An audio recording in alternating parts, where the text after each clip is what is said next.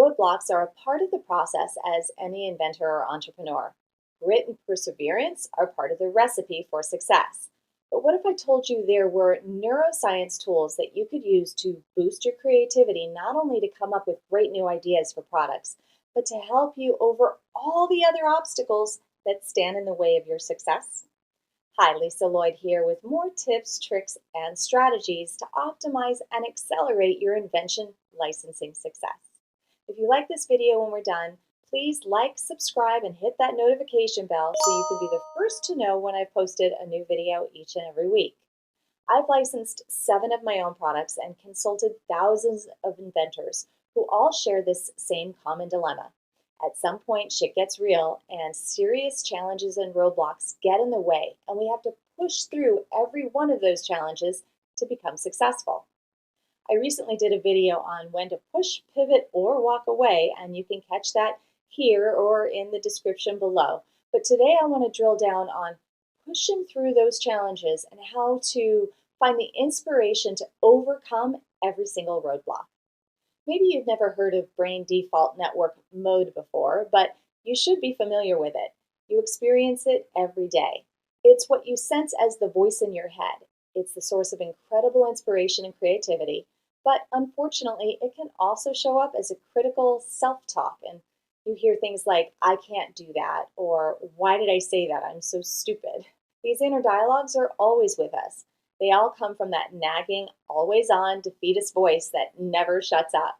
In Eastern traditions, it's called the monkey mind. Science describes the voice as coming from the default mode network, or DMN. But there is a way to harness its power and to optimize it to become a successful inventor and entrepreneur. Daniel Kahneman is a psychologist and professor who has done extensive research in the field of judgment and decision-making. In his book, Thinking Fast and Slow, he approaches how our brains work with 2 systems, and DMN is in System 1. System 1 represents the automatic and intuitive process of the brain. So, while the voice in our head can be condemning, it is also the source of our inspiration and creativity. System 2 represents the process of the brain that requires effort and attention. It's where we learn and focus on the tactical steps to execute on those ideas. The 2 systems each have their own innate abilities, limitations, and functions. They work together to minimize brain work and optimize performance. System 1 cannot be turned off. It's always on and running in the background with either creative inspiration or critical voices, both of which are heavily influenced by how we've been programmed growing up. It's our autopilot. And working with System 1, System 2 creates orderly steps that we have the choice to take action on with either empirical data or just what we believe to be factual knowledge. There are some vital tasks that only System 2 can perform because they require us to put in effort and exercise self-control. So we become enlightened and inspired in the first system, and then we have a choice to take action steps on that inspiration in the second system. Make sense? So what can knowing this do for our business? First of all, I believe that just realizing what is happening in your mind gives you the power to harness it to truly have an incredible life. Defining how our brain works as 2 systems gives us the framework to become consciously competent, capturing creativity and then harnessing it with those cognitive skills and abilities.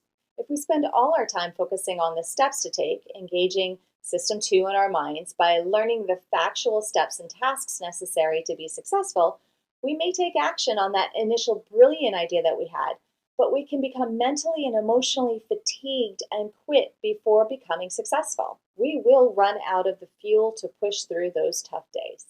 Think of System 1 as the fuel in our gas tanks and System 2 as the navigation in our cars. They work together to get us where we want to go. Have you ever noticed yourself getting tired when you concentrate for a long period of time? It's called directed attention fatigue, and it's a neuropsychological phenomenon that results from overuse of the brain's inhibitory attention mechanisms, which handle incoming distractions while maintaining focus on specific tasks. When you feel stuck or you hit that roadblock that you just don't know how to fix, and it will happen as an inventor, Cognitive strain is not going to get you over the wall, not to mention intense focus can make you blind to other things. We need to take a mental break from focusing on the problem and allow ourselves instead to be inspired with a solution. There are so many scientifically proven techniques to do this: meditation, 10 to 90-minute naps, positive constructive daydreaming, even something called psychological Halloweenism. I prefer meditation and intentional distractions with low key work that I can do without putting much thought into it so that my brain can just rest and wander playfully. I like gardening, doing the laundry, or even going for a walk. When you do this deliberately, it will boost your creativity, strengthen your leadership ability, and it will re energize your brain. According to an article from Harvard Business Review, when you unfocus, you engage a brain circuit called the default mode network, abbreviated as DMN. We used to think of the circuit as the do mostly nothing circuit because it only came when you stopped focusing effortlessly. Yet, at rest, this circuit uses 20% of the body's energy compared to the comparatively small 5% that any effort would require.